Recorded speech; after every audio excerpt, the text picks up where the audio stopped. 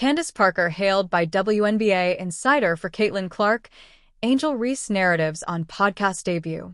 Heading into the 2025 season, the Caitlin Clark, Angel Reese narrative has seen a slight shift. Sure, the season opener gave plenty to talk about with the fouls, but the rivalry flame no longer burns. While both the sophomore stars are out nursing their injuries, it is their individual performance and impact on the teams that have taken precedence. Candace Parker, for one, had her take on the young talents, and let's just say she has earned some admiration for not holding back. The LA Sparks icon was one of the first ones to dismiss the rivalry this season, saying, "It's like comparing apples and oranges." Given Reese and Clark play different positions, Parker saw no weight in the narrative. Moreover, she believes the Sky forward has a few more things to improve on, and further went on to place her in the C-tier bracket on her podcast. "We have to come to a place in women's basketball where we can critique without being a hater," she clarified her take on post moves. "I challenge all of you to understand that I am in no way, shape, or form a hater. I am going to be facts on the table. I challenge anybody to tell me what player are you taking Angel Reese over, of those that I just listed?" While Reese is definitely a standout player, averaging a league-high 12.5 rebounds per game and previously holding the longest active double-double streak this season before being sidelined, she's still developing into a complete leader on the court. And people see it, despite the criticism that might arise from the fandom.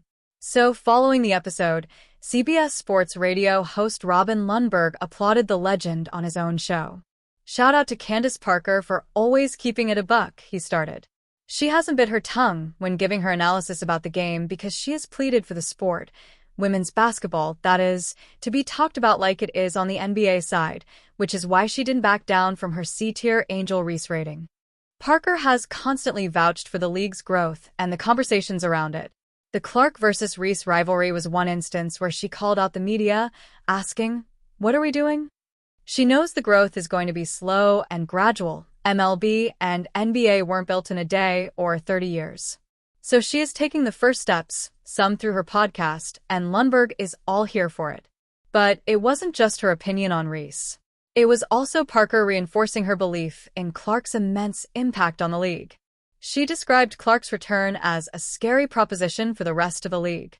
On the podcast with Aaliyah Boston, she added, "To those naysayers out there saying, 'You are better without Caitlin,' they are not. They are not better without Caitlin, but I do feel like at times like these, different people step up." She acknowledged that Aaliyah Boston had become a double-double machine in Clark's absence, and Kelsey Mitchell had posted multiple high-scoring games. Even role players like Ari McDonald, Sophie Cunningham, and Natasha Howard had all stepped up significantly.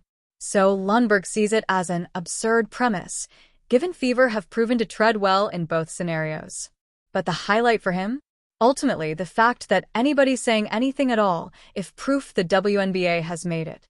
CeCe's explosion, Fever's winning streak despite her absence, and Parker signing praises.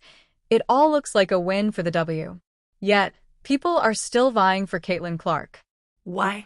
Well, because no one can replace the effect Clark has had on the WNBA. The Caitlin Clark's effect still lingers at, well, before the 23-year-old Iowa native arrived as the #1 overall pick at W, logo threes from 27, 30, or even 35 feet were a rarity. But ever since her arrival, these shots have become a spectacle, drawing fans in droves. Just consider this. After Indiana Fever sensation sustained a quad injury on May 24th, the Fever saw a noticeable dip in home game attendance. And the sellout crowds of roughly 17,274 dropped to about 16,000, which is a 6 to 7% decline. And not just that, because even secondary market resale prices took a hit. Premium seats that once sold for over $100 fell to under $30, a 50 to 70% drop. Nationally televised WNBA viewership also declined by 55% following Clark's injury, according to Nielsen data. That's how significant her presence is. And again, her impact isn't just limited to flashy scoring. She leads the league in assists despite playing only 13 games.